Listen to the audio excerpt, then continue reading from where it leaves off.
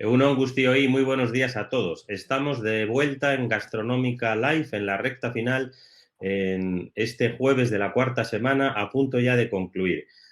Para el final hemos dejado platos fuertes. Ahora está la moda esta de dar los menús al revés, pero en nuestro caso también hay platos fuertes en el final del menú. Hoy tenemos a José Analija para hablar de su cocina, para hablar de la cocina vasca, para hablar de tradición, de vanguardia, para hablar de Nerúa, que precisamente cumple hoy 9 años desde que está en actual ubicación. La cocina de José Analija ha evolucionado, como la de todos los grandes creadores, pero en su caso se ha desviado menos del camino inicial que otros, en mi opinión.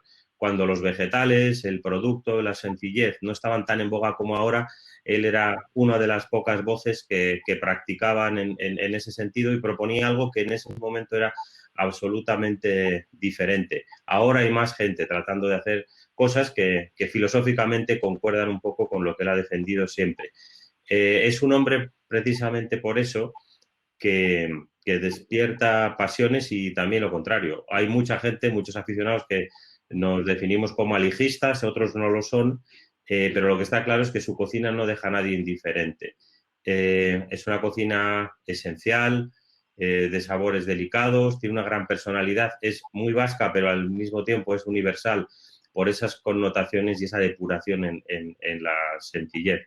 José, es un placer tenerte aquí en Gastronómica Live y bienvenido, Ongi Etorri. Egunon, ¿Cómo va eso? Egunon, eskerrik asko. Bueno, pues vamos aquí, en la cocina, cocinando para charlar un poquito sobre estas cosas que nos apasionan. Bueno, gracias por las bonitas palabras, felicidades por esta iniciativa, por apoyar y estar siempre ahí del lado de la gastronomía. Esta iniciativa que habéis lanzado ha sido un éxito y también nos ha nutrido a todos en un momento en el que necesitábamos tener inspiración. Yo he sido seguidor en gran parte de todo lo que habéis estado haciendo y, bueno, felicidades por el éxito y por seguir adelante con esto. Bueno, un poco más adelante vamos a ver algunos de los platos de Josean. Hemos elegido entre los dos muchos que tienen una relación directa y con platos tradicionales, bien por el producto, por las técnicas con la cocina vasca más tradicional, pero eso será un poco después. Como queremos cuestionárnoslo todo y hacer un planteamiento también un poco teórico, voy a hacerte estas preguntas de difícil respuesta o sencilla, depende, que nos puedan ayudar a llegar a ver esos platos con un poco más de conocimiento de lo que estamos hablando. Una bastante sencilla y al mismo tiempo muy compleja porque tiene tantas respuestas como personas. ¿Qué es para ti o qué es la cocina vasca? Bueno, esa pregunta no es nada sencilla, es una pregunta con mucho contenido. La cocina vasca, para mí, lo que representa es el conocimiento y lo que representa es la cultura y un pueblo. Al final es un puente entre la cultura, la naturaleza y una manera de ser que está en el País Vasco. Tú, que conoces muy bien el territorio, sabes que aquí, desde que naces, se te inculca esa manera de comer y de sentir, ¿no? Que la cocina vasca al final es territorio, es cultura, es comer, es temporada, es una cocina que se hace con productos muy sencillos y con muy pocos productos, pero con productos con mucho carácter y en el que vincula todo lo que es el entorno, porque en la cocina vasca está representada tanto por la montaña como por el campo, como por el pescado. Si bien es cierto que al final lo que más se conoce de la cocina vasca es tanto la parte proteica, que es la, el pescado y la carne, tiene mucho trasfondo. Y luego también hay una gran diversidad, ¿no? La cocina vasca para mí es una manera de ser que lo hacen son los vascos, que tiene que ver con las mujeres, las abuelas, las madres, que son las que cocinaban en casa, con lo que se cocinan los chocos con los clubs que había históricamente, ¿no? Que de ahí va partiendo un poco lo que es la evolución, ¿no? Hay que entender muy bien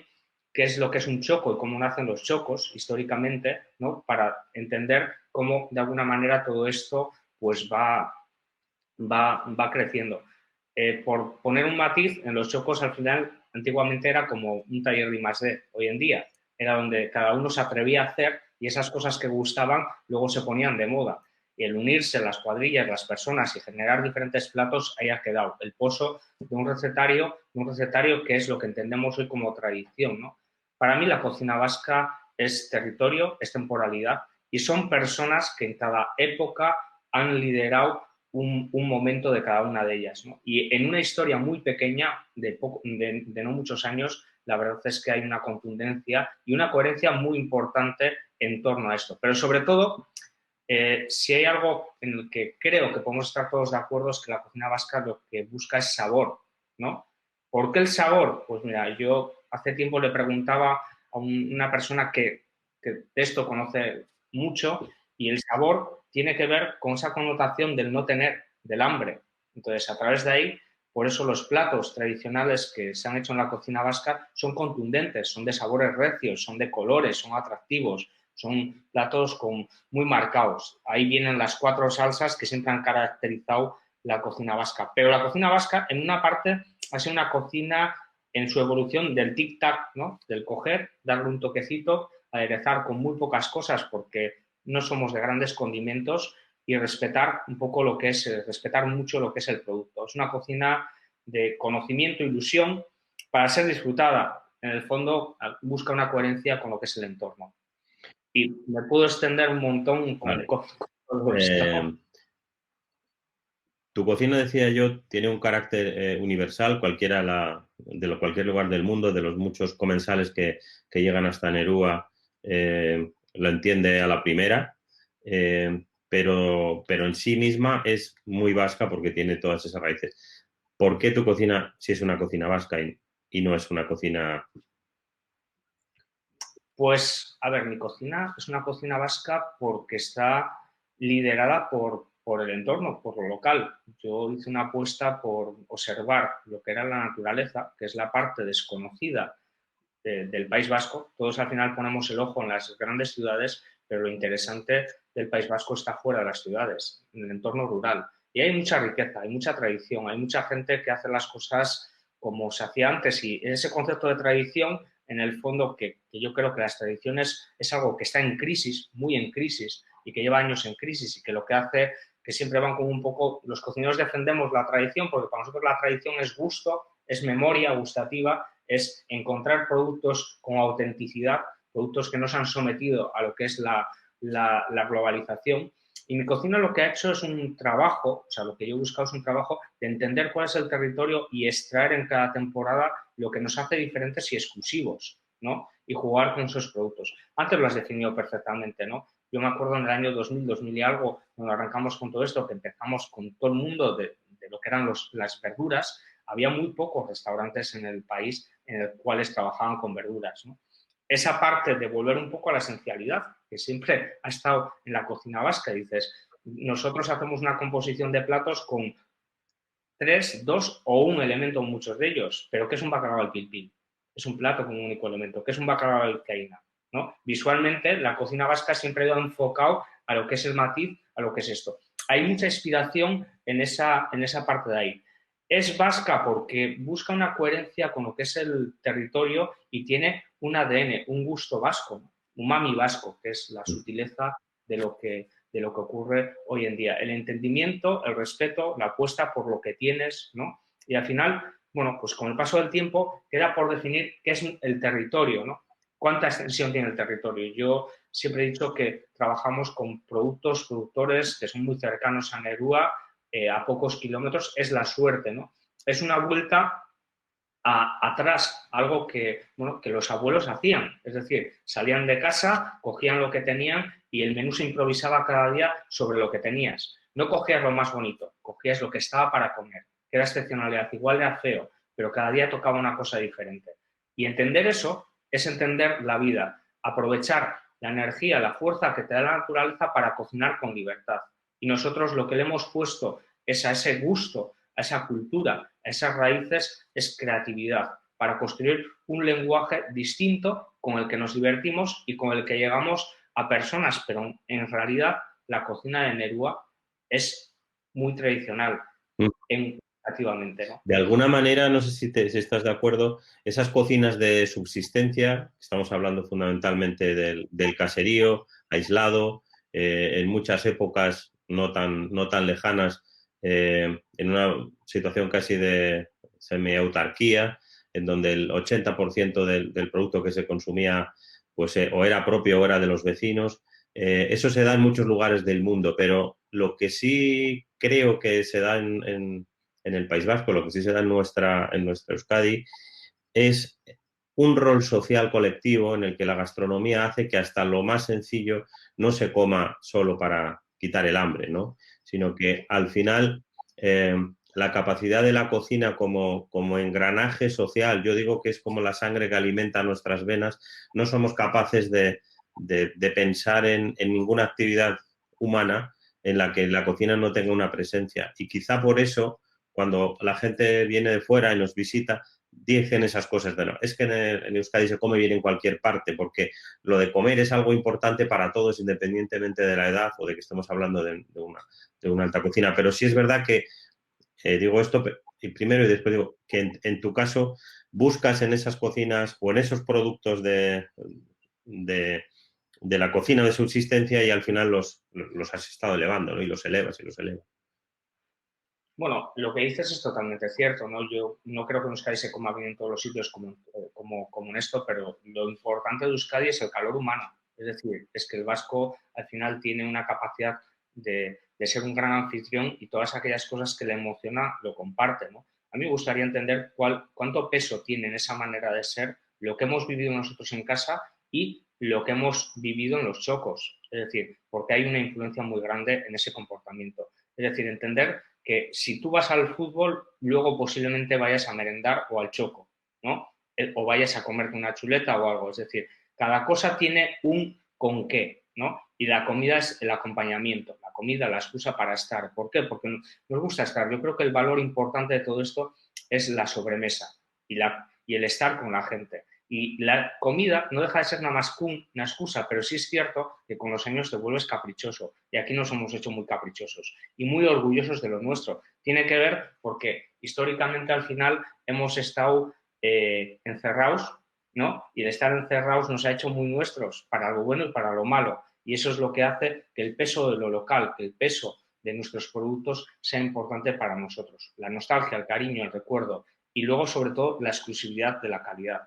Hablando un poco de la cocina, yo me fijo mucho en esos productos que han dado un nombre a lo que es un recetario tradicional y los utilizo desde otro punto de vista, pero es que tenemos una diversidad muy grande. La cocina de Nerua hay dos focos importantes. Uno, todo lo que puedes hacer en la huerta, ¿vale? Buscando una huerta eh, con un trabajo muy tradicional, ya no entro si ecológico o no ecológico, las cosas bien hechas, como se han hecho siempre. Buena semilla, sin fertilizantes, mucho cariño, mucho mimo, personas detrás. Lo que hace diferente unos sitios de otros son las personas. El territorio no deja de ser nada más que un marco atractivo, las personas. Y luego el mar, un mar que es muy cambiante según de la zona en la que vienen los pescados, ¿no? Entonces ahí hay una lectura en la que cada momento vas encontrando unos pescados diferentes, en el que según donde se cojan son una característica diferente y eso se sabe porque tienes acceso a lo que es la ranchal, al marinero que te va explicando, ¿no? Esa pesca de bajura del día a día, que es algo muy interesante y que la puedes disfrutar en muchas de las pescaderías de la ciudad que tienen pues, ese tipo de productos, ¿no? El hacer esta lectura, el comprender cuál es tu territorio, seleccionarlo y llevarlo a la mesa es algo fantástico, ¿no? Luego, por otra parte, evidentemente, cuando yo me planteo cocinar, lo que busco es hacer un análisis sensorial de lo que es el producto, ¿no? Y hacer un análisis antropológico de lo que es un producto, ¿no? Es decir, entender toda esa parte de cómo se ha consumido en tu territorio y en otros y cuáles son las recetas excepcionales. ¿Por qué? Por tener un punto de partida para desarrollar más la creatividad. Y luego yo siempre me fijo mucho en las partes que son importantes de lo que es un producto. Sabor, gusto, textura, ¿no? Para jugar con ellas y desarrollar un plato que te cuenta una historia. Una historia vinculada al sabor y en el que buscas técnicas para garantizarte pues, una textura o algo que te sorprende, ¿no? Y utilizando el menor número de elementos, porque yo creo que, o sea, para mí ese es el reto, ¿no? Si algo es bueno, ¿por qué le vas a añadir algo más? Vamos a jugar desde un punto de vista creativo para construir una secuencia en la que te puedes comer el territorio en cada temporada, Uh -huh. que es lo que hemos hecho. Son 3 cambios de menú al año, primavera, verano, otoño, invierno. Por cierto, este año, por la circunstancia, nos hemos quedado a las puertas del cambio de primavera, que es un dolor porque hay mucho trabajo detrás, un año de trabajo para desarrollar esto, y cuando estás a punto de verlo, de ver todo el color, todo el gusto que hay detrás, pues bueno, pues se te bloquea, ¿no? ¿Qué nos queda? La experiencia y la ilusión de poder recuperarlo en el futuro. Hablabas ahora de sabor, hablabas de textura. Me venía a la cabeza una conversación que tuvimos en Madrid Fusión sobre esto, y ya en esas horas en las que uno teoriza y se pone conceptual, y decíamos, ¿en qué reside la tradición? Dices, no en el recetario, porque el recetario en muchos casos es moderno, reside en las salsas, tampoco, porque algunas son modernas. ¿En qué reside? Y tú decías, la tradición reside en el sabor, la creatividad reside en la textura. Es decir, lo que estamos aportando es algo que no estaba previamente, ¿no? Es lo que venías hablando. ¿Tú cómo manejas este par de conceptos que se complementan o que pueden ser antitéticos en tu cocina? O sea, sabor, textura, tradición, creatividad. ¿Esto cómo sale cuando te pones a trabajar? Bueno, para mí la cocina tradicional es sabor, porque son las referencias que yo tengo, los recuerdos de todo lo que es una cocina, que lo memorizas en ese almacén que tienes, que es lo que es gusto, ¿no? Y es tu experiencia, tanto sea de la cocina vasca como sea de la cocina que he tenido oportunidad de conocer a lo largo del mundo, ¿no? Entonces, en las cocinas tradicionales lo que se buscaba era sabores, sabores familiares, sabores reconocidos, y el hecho de comer, comer, comer, pues se te pone cara a lo que es un gusto, un producto, ¿no? La cocina moderna, la cocina actual, en diferencia de la cocina tradicional, es que ha apostado más por la técnica, ¿no? Y ahí en el que encontramos una mejora importante a la hora de comer, ¿no? En el cual te encuentras, por un lado, el sabor, que lo tenemos en la memoria y que cada uno lo adapta a lo que es el producto, y por otro lado, la técnica, que tú te comas ese bacalao al pil pil, con un pil pil perfecto y con una textura del bacalao perfecto. Antiguamente los puntos de cocción no existían, ¿no? Yo me acuerdo cuando empezaba la cocina, en los restaurantes pues, más modestos, la gente cocinaba por imitación y no te sabía explicar las cosas. Tú al principio te enojabas y decías, no, este no me quiere decir, no sabía explicarte. Él tenía un método que había aprendido y era lo que hacía. ¿Y qué cocinaba? Cocinaba por gusto, cocinaba por Uh -huh. gusto. Entonces, no existía una técnica, existía el gusto, y los cocineros cocinaban de esa manera, y se notaba mucho cuando un cocinero dejaba el restaurante, porque en él iba implícito todo el saber hacer, ¿no? Hoy en día, en las cocinas trabajamos con otros parámetros. Entendemos la ciencia como una manera de evolución, el mezclarnos con otras disciplinas nos ha ayudado a hacer las cosas mucho mejor. Si vamos a Nerúa, al final todo está parametrizado, hay unas recetas con unas precisiones, con temperaturas, tal, tal, tal, tal. ¿Por qué llegas a eso? Por entendimiento. ¿Y qué es lo que te permite? Que las cosas salgan siempre igual, independientemente de quién las haga, ¿no? Pero con unos criterios que están muy marcados. Justo la textura ideal de lo que es el producto y lo que quieres conseguir con esa elaboración. Uh -huh. ¿Qué te parece, José, si vamos a ver algunos de tus platos y los comentamos? Como decíamos Perfecto. antes, a ver si nos pueden subir las fotos de los platos. Los que hemos elegido, casi todos tienen después mucho que comentar, más allá de la técnica que nos vas a explicar, tienen también ese recuerdo o esa conexión directa con la tradición, ¿no? Vamos con el primero. Bueno, pues a ver, aquí tenemos una raya con salsa vizcaína, lo que se ve. La raya es un pescado que en nuestra costa se pesca. En unas épocas, sobre todo en el Cantábrico, hay zonas, más se pesca en la zona de Galicia normalmente, pero es un pescado que es un reto. Todos sabemos que al final, cuando coges una raya, independientemente del gusto, y posiblemente si pensamos en raya a la manteca negra, y lo que te choque es verla a la vizcaína, es un reto, porque la raya es un pescado que en el momento que sale del agua empieza a desprender amoníaco y no hay nada que hacer. Entendemos que cómo se puede paralizar ese punto de amoníaco, que es a través de una solución de agua, vinagre, la dejas un tiempo ahí y neutralizas esta parte, ¿no? Yo he utilizado la raya porque para mí la raya, cuando es muy fresca, tiene un colágeno excepcional y tiene un gusto que a mí personalmente me recuerda a los crustáceos, ¿no? Pues es como muy elegante. Y luego esa parte de gelatinosidad que tiene, pues me lleva en mi memoria a lo que puede ser un bacalao. Lo interesante del bacalao es la parte de gelatina, ¿no? Que te da como una diversidad de elaboraciones increíbles, pero también las diferentes texturas que tiene el bacalao según de la parte que sea, ¿no? Que puede ser más crocante, más menos meloso. Hay como un juego de lomo a cabeza, ¿no? Entonces yo aquí lo que hago es, primero, neutralizar el olor y por otro lado, lo que se hace es meter durante 72 horas en una salmuera al 3%. ¿Qué conseguimos con esto? Eliminar gran parte del agua, que es donde están los problemas. ¿Y qué se consigue? Potenciar esa gelatinosidad que tiene. Y por otro lado, vamos a elaborar lo que es la salsa. La salsa es una salsa vizcaína, que es un matrimonio entre cebolla roja de Zaya con pimiento choricero. Esta tiene muchas más cosas y el elemento que las integra es gelatina de bacalao.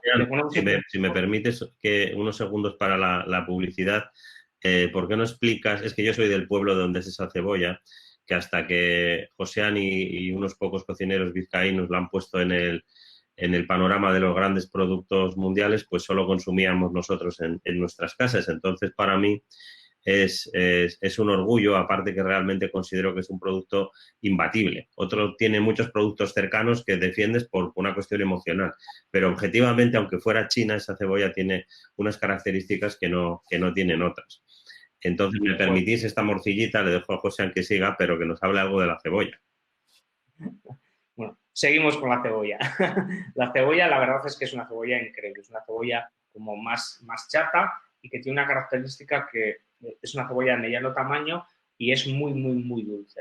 Como bien dices, esta es una cebolla que solo se utilizaba en la zona de encartaciones, incluso Carranza no se utilizaba y es donde verdaderamente se cultiva.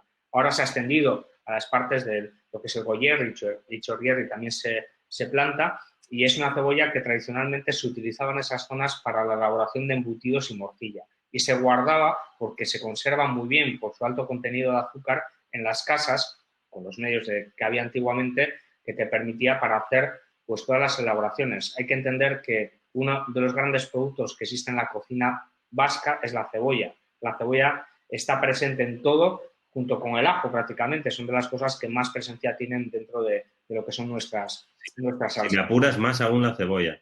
Una vez le pregunté, cuando estaba haciendo el libro que hice con Nacho Manzano, hablábamos de ingredientes fetiche, etcétera, y de repente un día le pregunté a Nacho, si solo pudieras tener un ingrediente para cocinar, uno, y me dijo, cebolleta, o sea, sin duda, ¿no? Eso sirve para todo, tiene textura, tiene sabores, lo puedes caramelizar, lo puedes volver crocante, ¿no? O sea, que la cocina vasca sin cebolla no se podría entender. Y aquí tenemos también otro producto estrella de la zona, que es el pimiento choricero. El pimiento choricero de Zaya es diferente al resto, porque es un pimiento choricero que es bastante más grande y carnoso que el pimiento choricero tradicional. Y es un choricero también muy desconocido casi localmente, ¿no? A mí son dos productos que casan muy bien, ¿no? Y como decía, pues es la mezcla de estos productos con emulsionados con lo que es la gelatina del bacalao, que lo que se trata es de hacer un fondo, que nosotros siempre hemos trabajado muy bien la línea de los fondos de pieles con agua, cocinado al vacío durante unas horas y obtener una gelatina muy densa que nos permite tener pues una salsa espesa. La salsa vizcaína siempre ha sido para comer con tenedor, en mi opinión, y esta lo que le aportamos es finura, la elegancia de lo que es el pimiento choricero, un toque picante y con ese final dulce, ¿no? Hay fronteras entre lo dulce, la parte del choricero, la pizarrina esta, los matices que tiene y esto. La combinación con la raya, que partimos de esa salazón, una salmuera líquida, y luego se le da una cocción al vacío a 55 grados durante 10 minutos y se termina en una brasa para impregnar los aromas de la madera de encina. Bueno, que hay contrastes y este es un plato que realmente sabe a la cocina vizcaína porque se encuentran, uno, el dulzor el pimiento choricero y la brasa y el gusto del mar. Entonces, para mí, esta es la interpretación de lo que puede ser un bacalao a la vizcaína llevado a una raya, porque en textura, en velocidad es muy parecido, pero con esas connotaciones que buscamos hoy en el bacalao, a diferencia de las que se comían antes, ¿no? Las connotaciones que hoy buscas la gelatina del bacalao, pero el sabor fresco, no buscas el sabor rancio que era el que predominaba antiguamente, ¿no? Aquí es enfrentarte, es un reto, y enfrentarte a un producto como la raya, que en sí es un reto, pero conseguir un plato gustativamente tradicional y de guiso, porque en realidad la manera que había antiguamente de cocinar era a base de guisos o salsas. O sea, antes de pasar al siguiente, hay uno de nuestros compañeros de viaje esta mañana, Gonzalo Calzadilla, que pregunta, tema técnico, pregunta, ¿cuánto tiempo tienes la raya en vinagre? ¿Qué porcentaje de vinagre le tengo que poner para evitar el... Pues mira, está 1 hora y es, si no recuerdo mal, como por 1 litro de agua, 200 de vinagre, una cosa así. Es una dose muy pequeña. Bueno, O sea, un 20% sobre el agua. ok, bueno, vamos a ver más platos. Los primeros, vamos a ver que hay una especie de homenaje o has empezado a trabajar con, antes has citado las 4 salsas típicas de la cocina vasca, vizcaína, negra, verde y pilpil. Hay platos en los que has estado creando utilizándolas, ¿no? De otra manera, pero poniéndolas ahí encima. No sé si el siguiente, eso, me parece que también es uno de ellos, ¿no? ¿Cuál es el siguiente? Siguiente es la espardeña. Ahí está, la espardeña con salsa negra. La espardeña con salsa negra, bueno, hay quien piensa que en el Cantábrico no hay espardeñas, y se las hay. Vamos a empezar un poco por entender que la espardeña del Cantábrico es muy grande, ¿vale? Se coge en zonas muy profundas, en zonas, en este caso, en las que hay erizo, ¿vale? Y es una espardeña con una textura y un gusto muy distinta a la que podemos encontrar en el Mediterráneo. En realidad, cuando la comes, es una alianza entre lo que puede ser un berberecho y un calamar, gustativamente. Aquí tenemos una textura crocante, porque yo la espardeña la dejo tal cual, le dejo la membrana que tiene, o sea, que la recubre, ¿no? Y luego una textura al dente. Imagínate un espagueti, ¿no? Por los filamentos. Y me gusta dejarle la piel que acoge a lo que son la membrana, que acoge a lo que son los filamentos, por un contraste de texturas y porque en el fondo hay textura y hay un yodo, una sutileza, ¿no? En el mar, cuando hablamos de mariscos, hablamos, según las zonas, de índices de yodo, matices más dulces, más agresivos, menos agresivos, ¿no? Bueno, aquí, aparte de hacer una salsa negra que tiene que ver con los orígenes de la salsa negra. La salsa negra hay como mucho debate, ¿no? Pero supuestamente se dice que lo que cuenta un poco la historia es que los jesuitas la traen de Filipinas, bueno, y en Filipinas se hace una salsa negra con los elementos que hay allí, ¿no?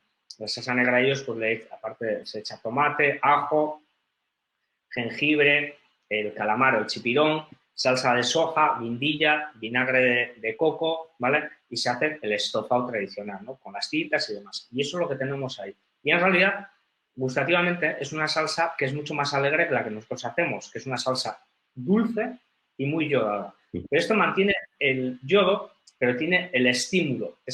Los matices te dan como cierto estímulo para, bueno, para hacer una salsa de esta golosa, de comer con cuchara, ¿no? Y bueno, es la combinación de dos técnicas. Por un lado está la salsa que acabo de explicar, que si esto lo comes en conjunto no deja de ser nada más que un veguillán de estofado, ¿no? Y por otro lado, la espardeña. La espardeña lo que se le hace es meter una salmuera al 3% durante 3 minutos para aportarle un poco de sal que puede haber perdido, porque en el momento que lo sacas de su hábitat algo pierde, evidentemente. Y siempre estamos hablando de utilizar producto inmediato, cogido y utilizado. ¿Por qué? Porque la esencia de la cocina no hay mayor placer que coger y comer las cosas recién recolectadas, recién cocinadas y hecho. Y esto no lo va a cambiar nada. Esa magia de coger el huevo del corral, freírlo y comerlo, esto es algo increíble. Creo que lo entiende todo el mundo. Pues bueno, y lo que se hace es eso. Y luego, para conseguir esa textura, que lo que choca a la gente es el sabor de la espardeña, pero también la textura, se le da una cocción de 2 minutos 62 grados en un aceite. en un aceite que pues un aceite de oliva o una bilbaína, que es un aceite aromatizado con ajo, ¿vale? Entonces, pum. Y finalmente se termina con un golpe muy, muy, muy, muy, muy fuerte en una brasa. Pero es meter y sacar. Apenas pasa 15 segundos. Entonces, se enrosca, queda como está y cuando te la comes es una espardeña que está totalmente jugosa. No ha soltado nada de ese jugo que tiene. Ya sabes que cuando las espardeñas las salteas, inundan lo que es la sartén o la plancha de ese jugo, que es lo más agradable que tiene, porque ese jugo es como el agua o el suero, que por decirlo de alguna manera, que sueltan las almejas cuando las abres y las pasas un poco de cocción, que es muy goloso. Y aquí te encuentras con una pureza, un gusto y un sabor muy interesante. Es puro umami y que tiene que ver con ese chipirón, o sea, ese pequeño estufado. Yo quería añadir ahí una cosa. Yo he probado los dos platos y lo sorprendente cuando además tienes toda esa memoria cultural sobre los orígenes de los que vienen, o bien las salsas, o en este caso, o los productos, frente a alguien que llega y lo come por primera vez sin tener ese acervo cultural, creo que cambia bastante, porque la sorpresa es mayúscula, ¿no? Lo reconoces como algo muy familiar y al mismo tiempo muy diferente, ¿no? Y genera en la propia boca y en el cerebro, mientras estás masticando y disfrutando del plato, de choques ¿no? de mareas viejas y mareas nuevas, ¿no? Al final no sabes cuándo está la tradición, cuándo es algo nuevo, y genera una sensación muy activa en la mesa. A mí me parece especialmente interesante esto de revisión y comer un producto nuevo con algo que tiene un y al mismo tiempo no. Una cosa importante de la cocina de Nerúa es que es una cocina de equilibrios y de porciones, que está, o sea, es decir, todo está muy medido en esas proporciones, incluso en temperaturas, porque todo tiene una temperatura como, digamos, tibia en la que lo percibes. Es como el jamón, ¿no? Cuando está en su momento, bien sudadito, te lo comes y hay una proporción que te lo hace que sea ideal. A partir de ahí, hay una secuencia de muchos platos que lo hace aburrido, ¿no? Y esto es importante tener en cuenta en la cocina. Bueno, Pues si quieres vamos al siguiente plato. Hay aquí una sí, pregunta un poco complicada, o no. Dice, en esta apuesta fantástica por el producto fresco inmediato, ¿cómo se encaja toda la normativa sanitaria? ¿Cómo encajas? Congelación de pescados, huevo pasteurizado, bajas temperaturas, etc. pues somos muy respetuosos con todo ello, porque entendemos que es algo bueno para el cliente y hay que, bueno, entender qué es lo que es bueno para el paladar, ¿no? Y para todo esto. Y es muy difícil en muchos de los casos y también te obliga a que ciertos productos que no responden bien a todo esto, pues desecharlos. Ujú. Vale, vamos con el siguiente. Pues, no sé, a mí me gusta. ¿Tú qué ves ahí? No sé si conoces este plato, ¿lo has comido? Sí, yo Sí, creo lo que he sí. comido, sí. Sí, veo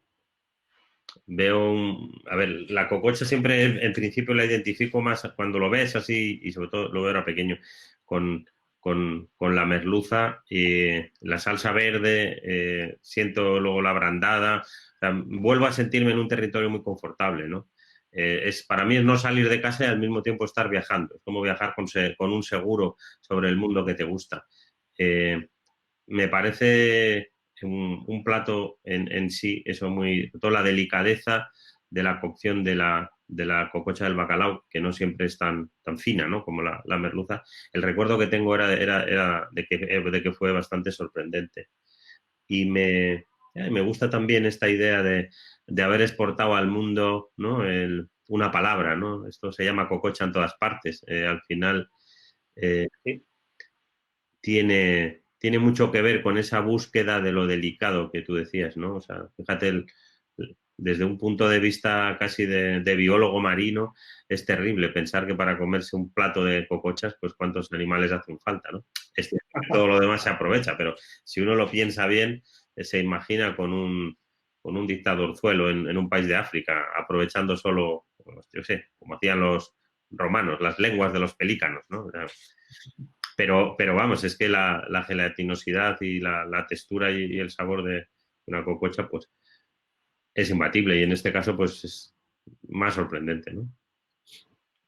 Al final, mira, hay dos cosas que fuera de nuestra cultura llaman mucho la atención, que son las cocochas, que están ahí, y el percebe, ¿no? Que somos, y la angula, digamos, que son de las cosas que más marcan, que llaman la atención fuera de la cultura, ¿no? En este caso, al final nosotros, como bien dices, antiguamente pensabas en un plato de cocochas si había que sacrificar un barco lleno de cocochas para poder comértelo, ¿no? Y hoy en día, pues yo pienso en la importancia de la cococha como un bocado, ¿no? Y la contundencia que tiene. Para mí es uno de los productos mágicos, ¿no? que es la cococha, porque la cococha al final lo que te encuentras es una textura, y según como la cocines va a funcionar de una manera u otra, ¿no? En este caso, yo soy defensor del muñón. El muñón me gusta, porque creo que ahí encuentras en un solo bocado, y siempre recomendamos comer la cococha de un solo bocado, el placer de interpretar textura y gusto. La cococha muestra la nobleza, el frescor, con una textura crocante que desaparece, y el muñón lo que te aporta es gelatinosidad y sabor. Y son dos sabores que cuando los metes en la boca tienes ahí. Lo aplastas, pum, y por un lado te sale lo que es la cococha y te queda al final el gusto del muñón. En sí mismo es un plato como tal, no necesita mucho más porque es algo mágico.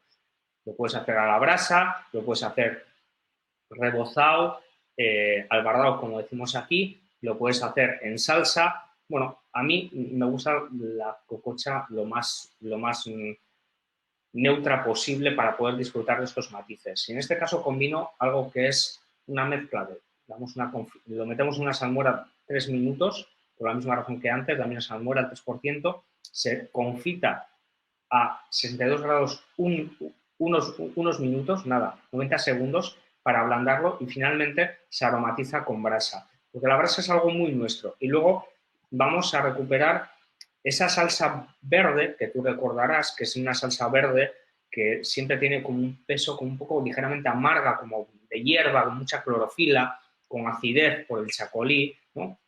Vamos a jugar con eso y recrear una salsa verde que no es la salsa verde tradicional, pero gustativamente sí. Y consigo esa acidez y esa clorofila a través de lo que es la piparra. Es una salsa verde que se hace con piparra, con perejil y perifollo, ¿vale? Entonces, es la unión de todo esto con un poquito de jugo de merluza, y le aportamos un toque picante en la sal a través de lo que es las hojas de, no me sale la palabra, de coles de Bruselas. Coles. Entonces, en realidad, son dos bocados, ¿no? Por un lado te comes la nostalgia de lo que es la cococha, y terminas con ese final, que es el untar, el hacer el barquillo en la salsa, ¿no? Porque en realidad comes la segunda parte, lo que te transmite es hacer un barquillo en la salsa verde, en el jugo que desprende la cococha cuando la asas, ¿no?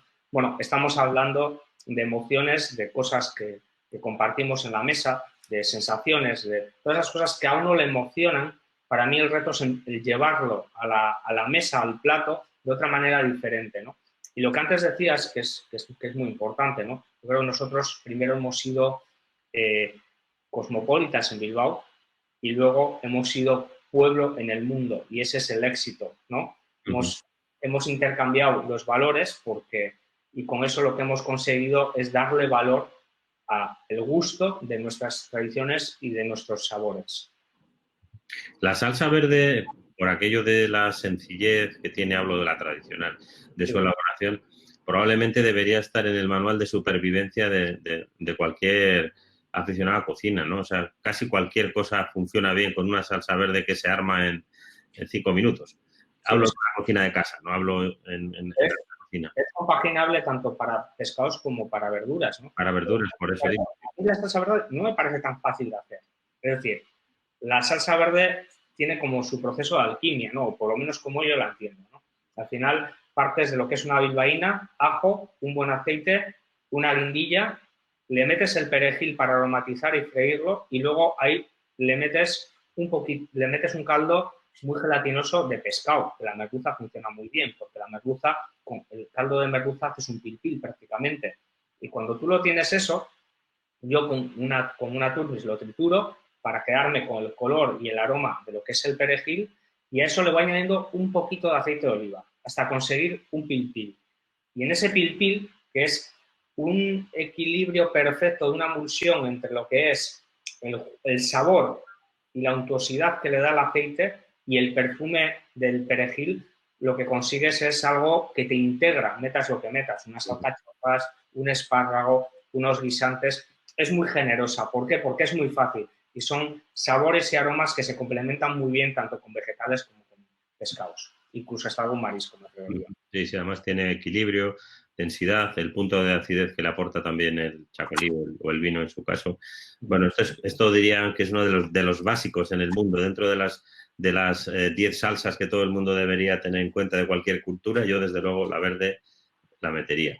Vámonos a la siguiente, Josean. Vale. Bueno, seguimos con la cococha, en este caso la cococha de bacalao y el pil, ¿no?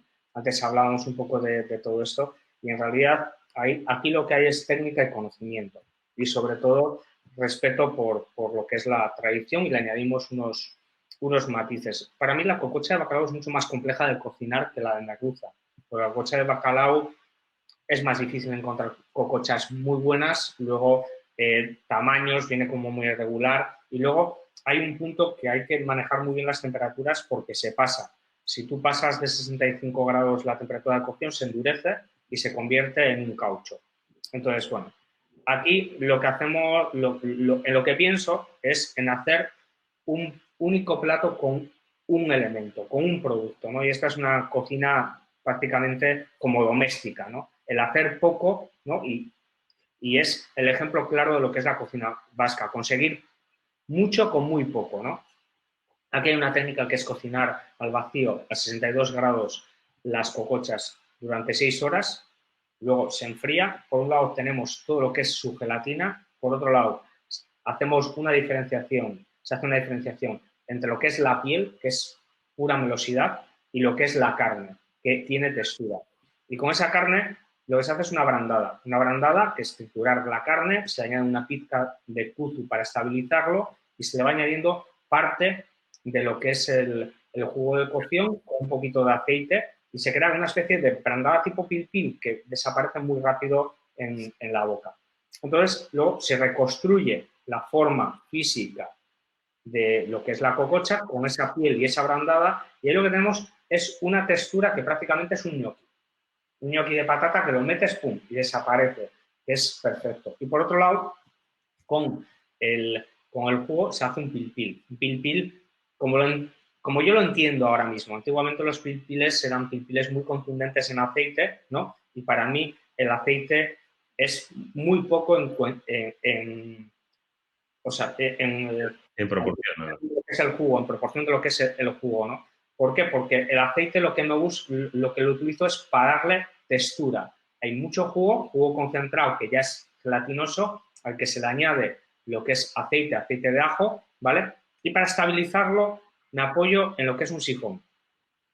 Entonces, el sifón lo tengo caliente con el pil y se calienta la cococha por un lado, al vapor, se junta con este pil que le da como volumen y es un pil que, bueno, que es sabor. En realidad aquí hay textura y sabor. Y esta es la diferencia entre la cocina tradicional y la cocina actual, ¿no? Esa manera de entender que hay que separar las cocciones y juntarlas con lo que son las salsas, que es una de las grandes evoluciones de la cocina hace muchos años, que bueno, esto era un poco con lo que nos castigaba a todos los cocineros Rafael García Santos y que en verdad hay que tratar las cosas con cada uno como esto. Es un plato muy sencillo que requiere de mucho tiempo, ¿no? Pero es un sabor y una textura, pues, para mí, ideal, ¿no? De estas que son como casi imaginarias que la naturaleza te ofrece, ¿no? Y con ello consigues, pues bueno, pues una de las cosas más importantes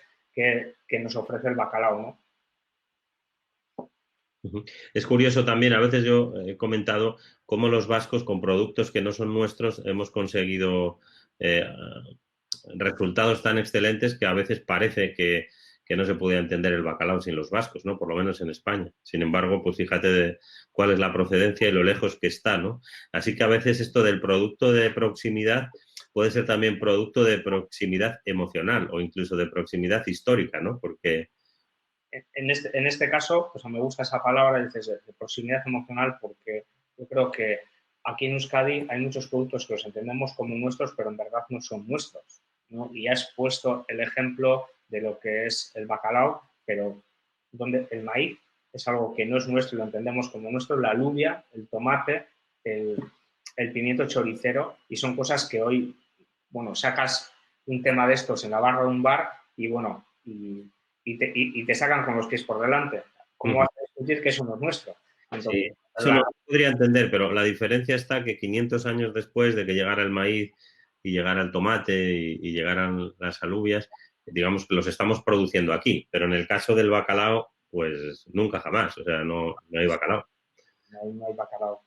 Pero bueno. Bueno, vamos al siguiente, que este además en esta temporada para mí tiene algunas características emocionales especiales, que es el pequeño nadador y que el bonito del norte, el Tunus a la lunga, este atún que, pequeño túnido, que a diferencia del que ahora tiene más fama, el sur, el Mediterráneo, la influencia de la cocina japonesa y los grandes túnidos, para la gente que somos del norte, es un tótem, ¿no? Para nosotros es como para los apaches, los bisontes.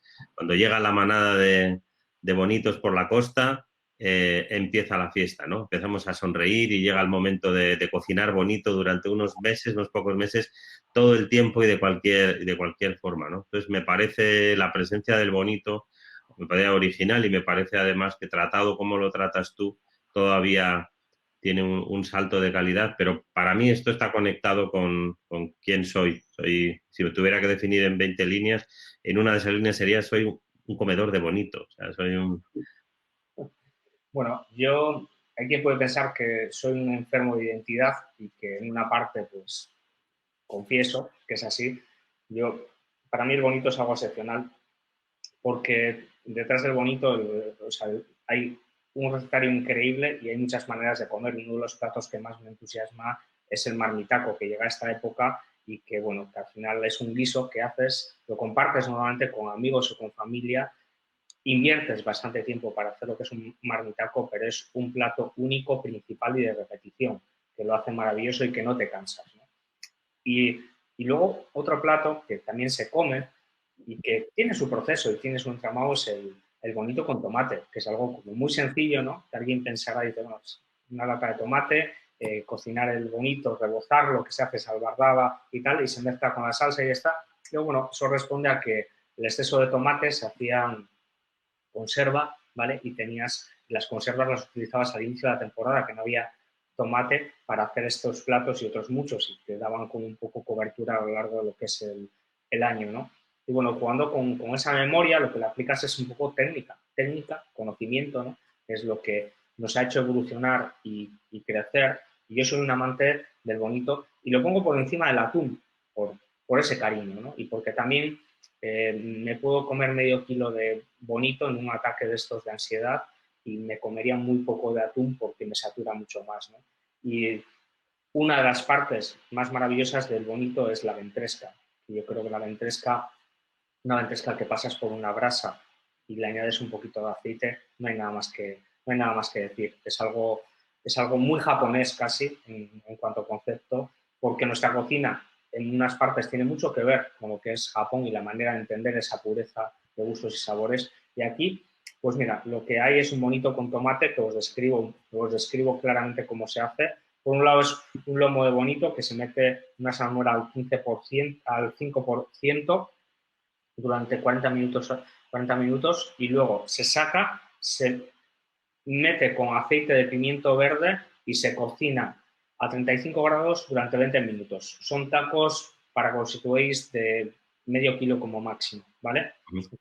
Lo tienes y ahí consigues una cocción muy leve que le quita el gusto a crudo y que tiene todo lo que son los matices, que es esa textura grasa, de buen momento y un sabor elegante y fino que caracteriza lo que es el bonito. Y por otro lado, en esa línea en el que, bueno, comentaba que una de las características y el conductor de muchos de los platos, que es el gusto y al cual buscamos, tiene que ver con los fondos, los jugos que hacemos, pues, bueno, pues casi 30 según el menú que tengamos por día en Erua.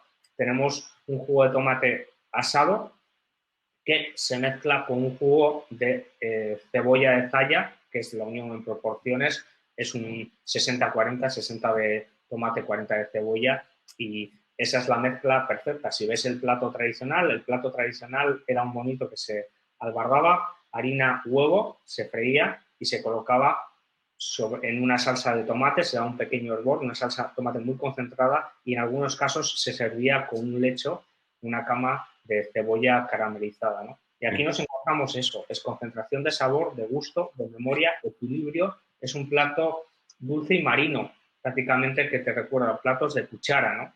A lo que te evoca.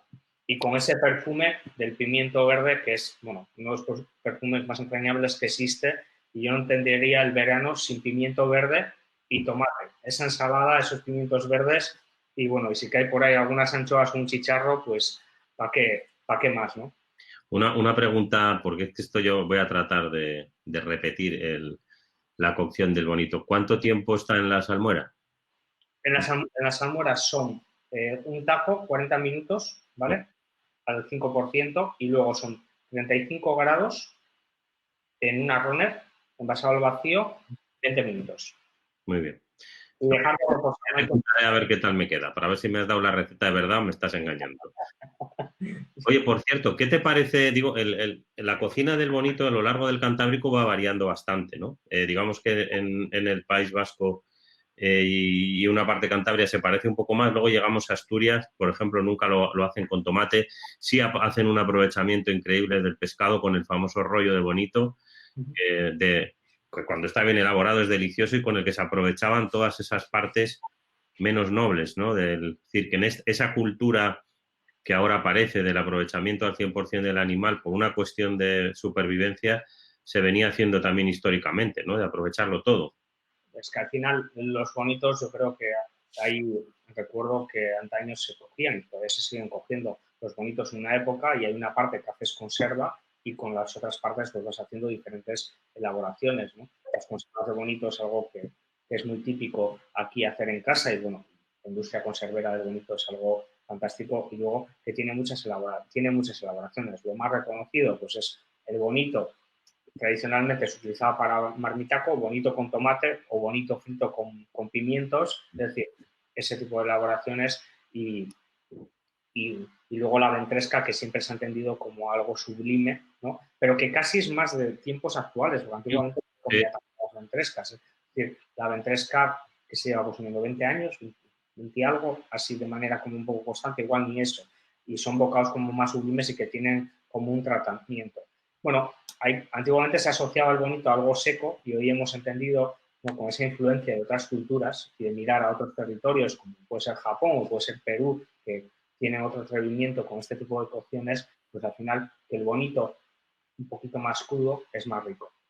Y pasa de tener una textura desagradable a tener una textura grasa y untuosa en boca, y respetando esa elegancia de lo que es de lo que son los pescados azules, que son todos muy diferentes entre sí, ¿no? Pues, imagínate una sardina, que es lo que valoras es la grasa y los aromas, ¿no? Imagínate una anchoa, que lo que buscas es ese equilibrio de gusto y que tenga un punto de grasa, ¿no?, alto, y en el caso del bonito pues también lo que más se valora siempre son las grasas con los diferentes matices, ¿no? Bueno, hoy no es el día, pero otro día nos juntamos y charlamos también de cómo ha mezclado a los pueblos la pesca del bonito, todas las oleadas de pescadores vizcaínos que llegaban hasta Asturias para poder comer bonito antes, y la cantidad de vascos asentados allí, ¿no? Hasta el punto que es la patrona de Gijón es la Virgen de Begoña, pero es la Virgen de Begoña de Bilbao. Cosa que yo unos años que vivía allí, se lo decía a los gijoneses, se enfadaban conmigo. Le digo, oye, perdón, esto es así. Los pescadores vizcaínos que venían al barrio de Cima de Villa para poder pescar antes los bonitos que venían en la costera, celebraban sus fiestas y esta fiesta os gustó un montón y lo acabasteis adoptando. Se enfadaba. De hecho, seguro que hay alguna icurriña por ahí, pero no la quieren sacar. No sé, en esa época yo creo que todavía ni existía la icurriña cuando los pescadores de Bermeo y de Lequecho ya llegaban hasta allí. Pero bueno, ese es otro cuento. Perdona que nos desviamos, pero es que esto es tan emocional y, ¿no? Como estábamos diciendo antes, comida, cultura, raíz, está todo tan mezclado que se van detonando ideas una detrás de otra. Vamos a por otro icono para los vascos, que es el chicharro o jurel. Bueno, al final la cocina es un puente entre la cultura y la naturaleza, ¿no? Que lo compartimos en una mesa y detrás en una interpretación, ¿no? Y si hablamos de interpretación, aquí lo que tenemos delante, pues es un pescado muy agradecido que normalmente y históricamente siempre se ha hecho, volvemos a, se ha hecho en escabeche, o primero se asaba y luego con lo que sobraba se hacía un escabeche, que era lo más normal. Eran las dos maneras de consumirlo. Y aquí, pues bueno, el chicharro, que el chicharro tiene una contundencia en grasa y un sabor muy característico, muy especial, pues me atrevo a plasmar en un bocado lo que puede ser una gilda y recordando pues esa manera de hacer, ¿no? O sea, es decir, el escabeche en el chicharro, ¿no? Yo siempre tengo recuerdo del olor característico del chicharro, el refrito, que se quedaba en las paredes de la casa y que te perseguía durante un par de días, sobre todo por el hambre que gastabas. Entonces, bueno, aquí lo que hacemos es meter el chicharro en una salmuera, limpiarlo bien de espinas y meterlo en una salmuera al 3% durante 48 horas para conseguir que elimine gran parte de lo que es el agua y fijar lo que es la grasa. Y posteriormente se un sushi, unas láminas finas que tenga, intentando que tenga todas las partes, ¿no? Lo que es lomo alto y el lomo que va con la parte de lo que es la ventresca para que haya un bocado diferente y tiene que tener esa mordida grasa, pero a veces un poquito crocante. Y por otro lado, se hace un escabeche tradicional al que se le añade un licuado de aceituna verde, ¿no? Y que le da ese punto como acidez, juguetón, porque la aceituna verde es como muy juguetona, de charachera, ya sabes, aperitivo, tiene ese punto, ¿no? Y por otro lado, lo que le aporta contundencia, ¿no? Que digamos que puede ser ese punto de contundencia y enganche, la anchoa, sería lo que es la aceituna negra, que es la tapenador. En conjunto te lo comes y es una gilda llevada a lo que es otro pescado, porque están los matices que más se representan, la acidez, el aceite, la untuosidad, la grasa, un poquito de todo ello, y luego ese punto también de salazón y envejecimiento que consigues a través de esa madurez de la aceituna negra, que te puede recordar a ese matrimonio que a veces ocurre cuando haces una anchoa, un boquerón, el boquerón con una anchoa en salazón, que te lo comes y hay como un contraste, ¿no? Pues bueno, ahí tenemos una cosa que es muy sencilla, que en el fondo es jugar, ¿no? Y que la gente cuando lo prueba pues se sorprende, ¿no? Porque no hemos hablado de un factor, el factor de todo lo que hemos visto es que, como me has dicho, para alguien local o alguien que conoce lo que es la cocina vasca, cuando prueba esas cosas se siente como le trae recuerdos de familia, recuerdos de casa, recuerdos de choco, bueno, lo que nos mueve por la vida, viajamos siempre a través de los recuerdos y las emociones, ¿no? Y alguien que viene de fuera se encuentra con la verdad de lo que es un territorio, con la cocina, que es atemporal, porque es algo importante que, bueno, que yo lo he visto con el paso de los años y que no era un deseo, pero bueno, pero al final se ha materializado, es que hemos construido una cocina que está alejada de lo que son las modas con los pasos de los años, que es atemporal en todos los momentos y que esa parte de riesgo que antes comentábamos, pues yo cuando empecé a hacer cosas era un riesgo, era un loco. Hoy en día hemos pasado de hacer riesgo a ser un poco más coherentes, pero coherentes porque el mundo ha cambiado y porque en el fondo somos reflejo de la sociedad demanda. Pero que en el caso de la cocina también hay que entender una cosa. Lo que ha cambiado la cocina es la evolución del ser humano en todos los aspectos. Y eso es lo que ha cambiado las maneras y las diferentes etapas de la cocina vasca en estos momentos. Vamos a irnos ya, bueno, nos hemos ido de tiempo, pero bueno, estamos pasándolo también que seguimos un poco.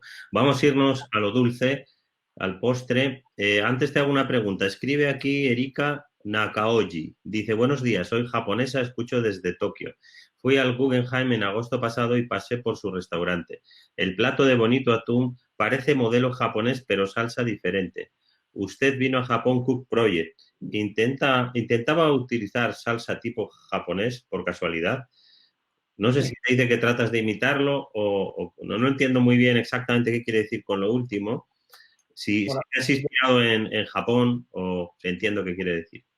posiblemente, para los japoneses, en realidad, muchos de los platos que componemos le recuerdan un poco al estilo de lo que es la cocina japonesa, por lo que es la pureza, por los pocos elementos, por ir marcando un poco lo que es el gusto hacia todo ello, ¿no?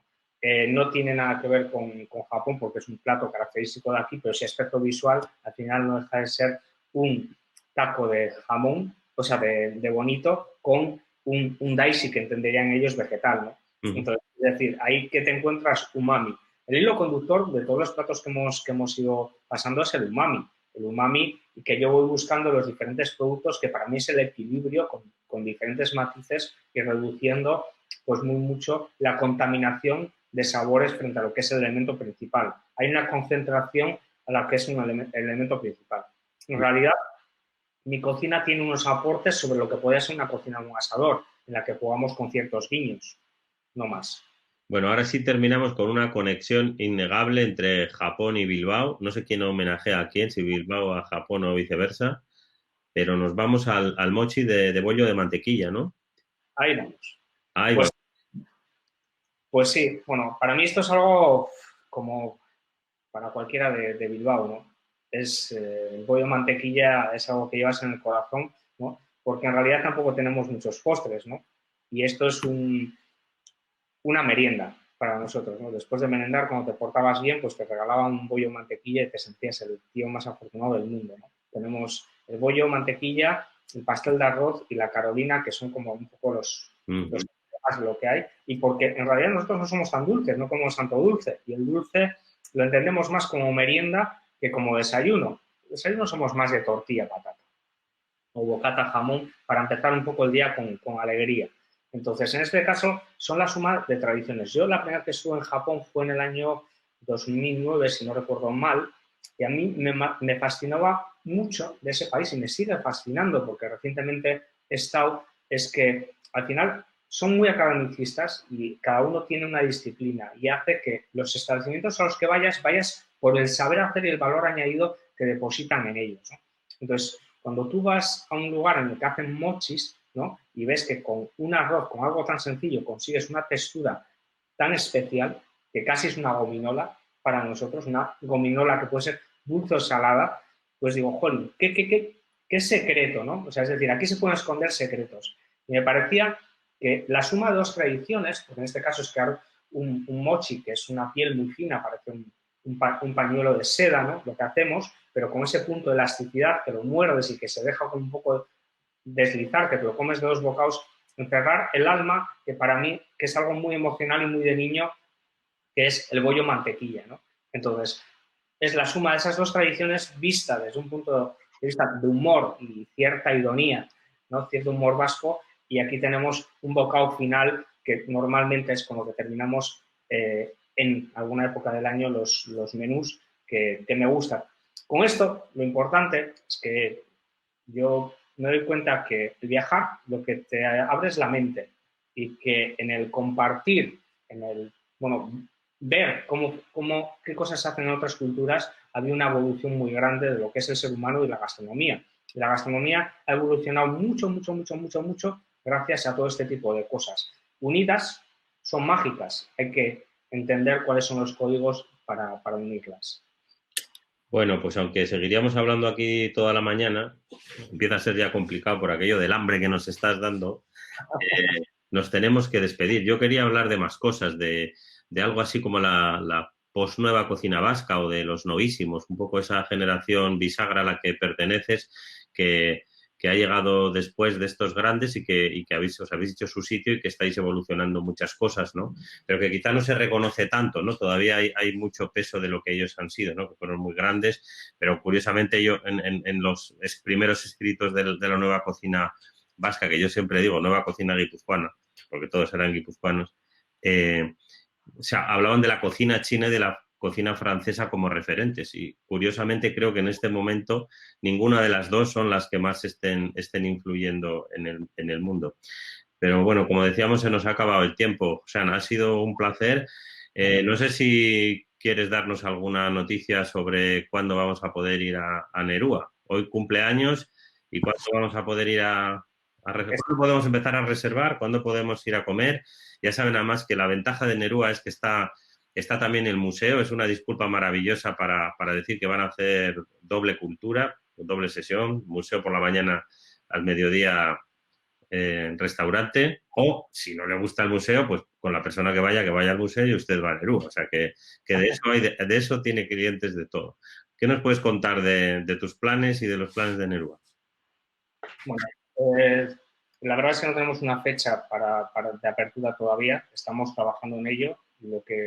Cuando se den las condiciones que sean favorables tanto para el equipo como para los clientes, lo pondremos en marcha. Lo que sí puedo adelantar es que volveremos con muchas novedades, con una gran carga de novedades, porque sí hemos invertido este tiempo en pensar, en dedicarnos tiempo a nosotros, en aprender otras cosas y en quizás aquellas otras cosas que por la inercia no hemos podido materializar, pues las vamos a materializar a la vuelta. Espero que sea lo antes posible. Dinos una sorpresa. Va a haber cambios, vamos a ser un poquito más vascos. Sí, cabe. Más vascos si cabe, más vascos si cabe. Entonces, bueno, esto es lo que os puedo adelantar. Espero que sea muy pronto porque, bueno, este cumpleaños es muy triste. Es un cumpleaños pues, en el cual, en silencio, que cada uno pues, lo celebraremos por nuestro lado. Aunque quizás estos ya saben dónde encontrarme luego a la tarde y se junte todo el equipo para tomar una cerveza por este momento. Creo que, bueno, que al final esto nos ha cambiado a todos la manera de entender el mundo y ahora lo que toca es atender lo urgente sin olvidar lo importante, ¿no? Y bueno, y que no dejemos de hacer aquellas cosas por las que nos diferenciamos, nos identifican y por las que nos quiere nuestro público. Hay que volver con ilusión y con ganas. Y a mí me gustaría que en el momento que podamos volver a ello, pero con total garantía. Es que si no, el comer se vuelve en algo muy frívolo. Bueno, pues nada que añadir, esas son las palabras de José Analija. Nos vemos esta tarde de nuevo en Gastronómica Live. Ya solo nos queda hoy y mañana y espero que nos podamos ver pronto también en Nerúa. Y... Muchas gracias, Benjamín, por esta charla. Un placer hablar contigo. Y siempre que nos juntamos nos salen como un de temas para charlar. La próxima en el Choco. Venga, la próxima en el Choco. Pues buen día a todos y tratar de calmar vuestros estómagos que por culpa de José Analija están ya revueltos, aunque sean las 11:30 de la mañana. Un saludo. Nos vemos. Bueno, gracias.